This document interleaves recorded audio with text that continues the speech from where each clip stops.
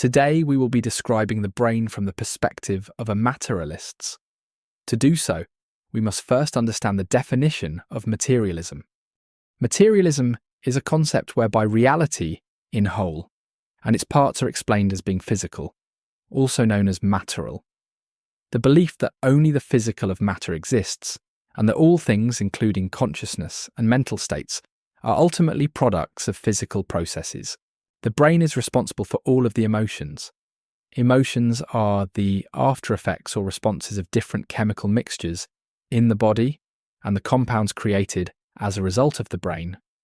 This is the basis for Western doctrine as a school of thought. Any other understanding is considered as just, wrong, unreal, a lie, or merely an opinion. The Western viewpoint of things like a tug of the proverbial heartstrings is a result of the brain. I will now lay out the structure that is given by Western medicine, which is their map of cause and effect, limbic system. This complex network of structures, including the amygdala, hippocampus, hypothalamus, and limbic cortex, is crucial for processing emotions and emotional responses. Amygdala. This almond-shaped structure plays a vital role in processing emotions, particularly those related to fear and anger, and also integrates emotional behavior and motivation. Hippocampus. The hippocampus helps in forming and retrieving memories, including those associated with emotional experiences. Hypothalamus. The hypothalamus is involved in regulating emotional responses, as well as sexual responses, hormone release, and body temperature. In truth, materialism is a philosophical position. I will now name and describe separate positions under materialism.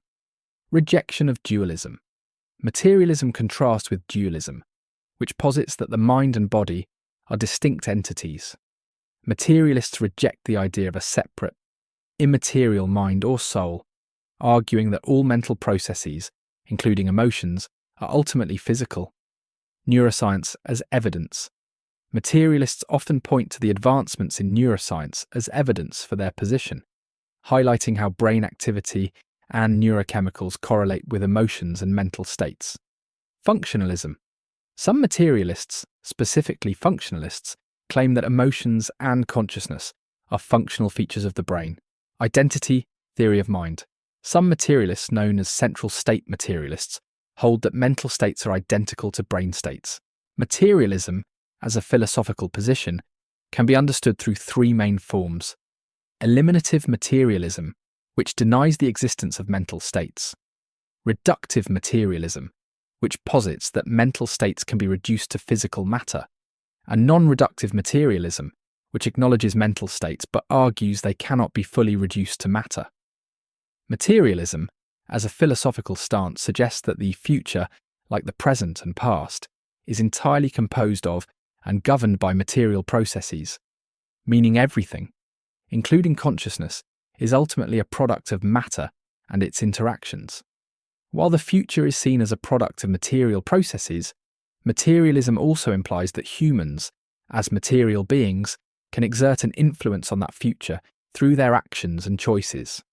Therefore, according to materialism, the future is not predetermined by any supernatural or non-material forces, but rather is a result of the ongoing material interactions and processes in the universe.